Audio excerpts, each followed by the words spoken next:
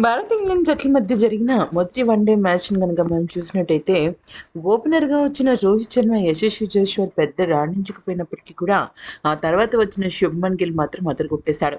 శ్రేయస్ అయ్యర్‌తో కలిసి, ఆ తర్వాత అక్షర్‌తో కలిసి శుభ్మన్ గిల్ దాదాపుగా సెంచరీ సమాన ఇన్నింగ్స్ ఆడాడు. అంటే సెంచరీ కొట్టకపోయినప్పటికీ కూడా, జట్టుకు కావాల్సిన కీలకమైన ఇన్నింగ్స్ సెంచరీ కన్నా గొప్పది అని మరొకసారి నిరూపించాడు. ఈ క్రమంలో మనం చూసుకున్నట్టయితే అలాగా అంత వేడిలో అంటే ఇప్పుడు సమ్మర్ బాగా ఎక్కువ అవ్వటము, బాగా ఉష్ణోగ్రతలు పెరగడంతో విపరీతమైన చెమటలు పట్టడంతో తనకి మజిల్ క్రాంప్స్ అనేవి ఏర్పడ్డాయన్నమాట. అయితే బ్రేక్ సమయంలో ఫిజియోథెరపీ వచ్చి తన మజిల్‌కి సంబంధించిన కొన్ని ఫిజియోథెరపీ మూవ్‌మెంట్స్ ఇచ్చాడు.